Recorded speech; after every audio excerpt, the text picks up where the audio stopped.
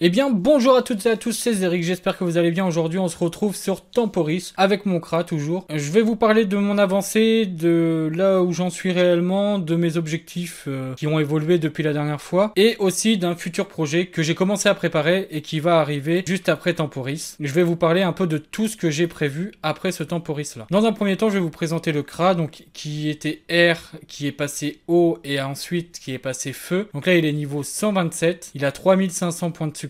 Tout simplement, j'ai fait la quête tour du monde, j'ai farmé les donjons, les succès donjons et un peu les quêtes. Tout d'abord, j'ai lancé les 2 quêtes tour du monde comme je vous l'avais dit la dernière fois. J'ai avancé et avec Synth, on a fait les donjons donc de 1 à 50 en full idol duo et on a fait tous les succès. Donc le 1 à 50 est terminé. On a commencé le 51 à 100, on n'a pas du tout terminé, on a juste commencé, mais on va essayer de le terminer très rapidement. Vous voyez, on s'est arrêté au Koulos. Au niveau des tampotons, donc j'ai débloqué le deuxième Grifforis. On va débloquer pas mal de succès. Il y a tout qui va se débloquer en même temps. Donc là, je suis quasiment à 700 points de succès. Là, je les aurai ce soir. Je fais mes doppels tous les jours pour avoir le maximum de challenge parce que j'ai pas encore avancé sur ça. Donc, je vous présente mon Kra. Il est 127. Il est monté à 200 intel et 100 sagesse. La médaille Kido, la Dora Bora, l'Ortiz pour la sagesse et l'intel. J'ai vraiment privilégié la sagesse et l'intel parce que le but aussi, c'est de monter le plus rapidement possible. Que plus on va être au level et plus on va pouvoir se débrouiller dans les succès. Donc, j'ai gardé le bouclier plus un PA pour avoir le 11-6. Donc j'ai mis le marteau M-pouce, les bottes du Royal Moot, la ceinture abdominale. Et puis avec le Grifforis, je m'embête pas à prendre un familier ou un montilier comme ça. Je monte mon Grifforis, ça suffit amplement. Bon, c'est vrai que ça serait mieux avec 160, mais bon, c'est pas grave. J'ai le Gelano PAPM qu'on a craft et FM. Au niveau des métiers, j'ai beaucoup avancé au niveau des métiers. J'ai monté ça en une journée. Donc le costumage, le joyomage, le forgemage, le cordomage, le sculptemage. Il y a que le face-hommage que j'ai pas monté parce que j'ai pas eu la motivation. Je le ferai vraiment si j'ai le temps, mais c'est pas ma priorité. On peut s'en passer très largement. Tant que j'aurai pas fait un autre exo, que je pense pas faire avant le 199, je changerai pas de bouclier. Je monte en même temps que je change de stuff. Dès que j'ai un stuff qui se débloque, je le FM, comme ça, bah, on arrive très facilement, en fait, à du 120 à 135, et je l'ai monté avec ma Dora Bora. Bon, les Kamas, ça sert vraiment à rien sur Temporis. Donc voilà pour ça. Ensuite, donc, je vous ai parlé un peu des challenges que j'ai fait. Donc pour le moment, j'en suis à 317. J'essaye, c'est pas forcément possible tous les jours, mais j'essaie de faire tous les jours mes doppels. Donc dans un premier temps, ça vous fait 18 minimum, mais si vous le multipliez par 2, ça vous fait 36. Challenge, le maximum c'est le challenger, donc du coup, c'est les 1000 challenge contre les monstres. On va sûrement se faire des sessions XP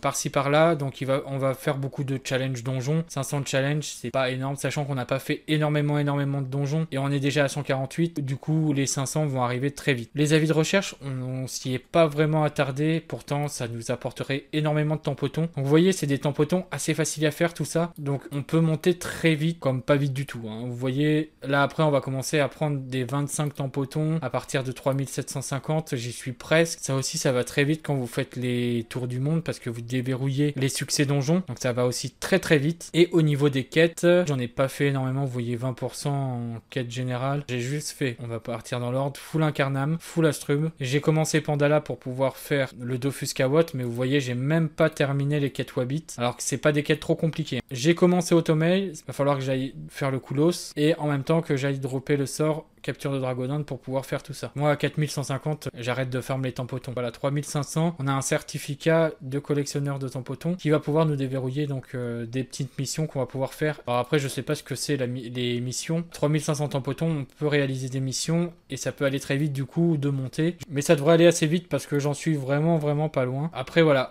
faites, si vous avez la possibilité, les 3 vagues, parce que les 3 vagues, plus vous allez être au level, déjà plus ça va vous rapporter. Donc au départ, la première vague va vous rapporter juste des tampotons, la deuxième vague va vous rapporter des tampotons et un peu d'XP, et la dernière vague va vous rapporter des tampotons et beaucoup plus d'XP. Donc là, si on prend par exemple, là on en est à Choudini, il nous rapporte qu'un tampotons. Deuxième vague, on regarde Choudini, il nous rapporte 2 tampotons et 2 millions d'XP, ce qui est vraiment énorme. Et si on regarde la troisième vague de Choudini, il nous rapporte 3 millions 4 et un tampoton niveau 127. Vous imaginez, alors si vous êtes plus haut level, vous allez encore plus gagner d'XP. Parce que plus vous prenez de level et plus ça va augmenter. Ensuite, au niveau des points de succès, donc c'est 10 000 maximum. Donc on va essayer d'atteindre les 10 000. On n'est pas trop mal parti, hein, c'est encore possible. Il y en a qui le font en très peu de temps, donc ça va aussi se débloquer très rapide. Je pense que les premiers, comme je vous ai dit dans l'autre vidéo, les premiers succès, les premiers tampotons sont les plus difficiles. Au niveau des avis de recherche, c'est pareil. On va essayer d'en débloquer. C'est pas notre priorité, les avis de recherche. On ira un peu après. Les quêtes, c'est pareil. Je pense qu'on peut arriver aux 700 quêtes très facilement. Si on fait juste les quêtes du DDG et puis un peu de quêtes par-ci par-là, peut-être les quêtes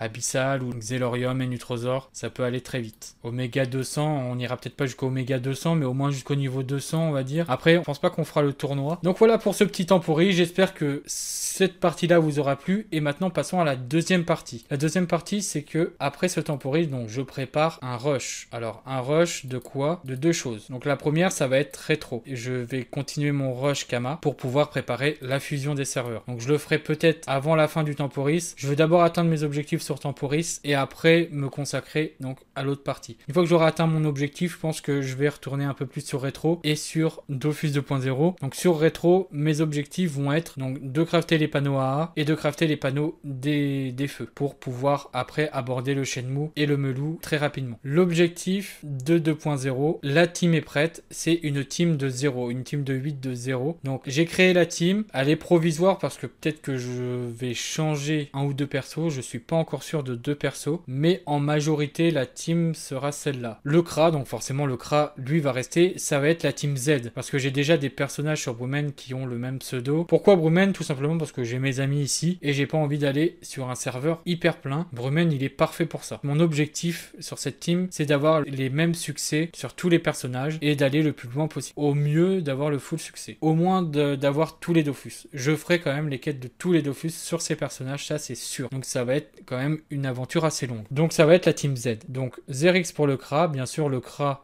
sera mon personnage principal. Ensuite, en deuxième, j'ai fait un Feka parce que j'adore Feka. Je vais pas expliquer les pseudos. Eshizen, ce sera mon Feka, mon deuxième personnage. Judith, c'est un des personnages que je suis pas sûr de garder. Il va me servir pour l'arc narratif, donc du coup, il sera là, il sera présent dans l'arc narratif, mais c'est pas sûr qu'il reste dans cette team. Je le changerai peut-être par la suite. Le Yop, donc qui sera un personnage principal. Le Panda, en fait, j'ai fait que des personnages qui me plaisent, donc du coup, je vais pas argumenter sur chaque personnage. Vous le verrez dans l'arc narratif. Vous verrez en fait toutes les explications dans cet arc narratif. Jinkassis, le Panda, le Roublard, Zemiko, Shala, Leniripsa et Marionnette. Zerix et Marionnette que vous avez pu déjà retrouver dans les vidéos. Vous retrouverez bientôt les autres personnages. Chaque personnage va intégrer les vidéos. Ceux qui suivent mes vidéos depuis le début ont pu remarquer l'absence de Lilith, l'absence d'Halloween, l'absence au Michaud, mais c'est normal. Ils viendront bien plus tard dans l'arc narratif. C'est vraiment les 8 premiers personnages qui vont faire leur apparition très rapidement dans l'arc narratif, donc je voulais aussi les représenter dans cette team. J'espère que cette vidéo aura pas été trop longue, vous aura plu, vous aura intéressé. N'hésitez pas à me dire ce que vous aimeriez voir sur la chaîne. Je vous dis à très bientôt, c'était Zerix. Bye bye.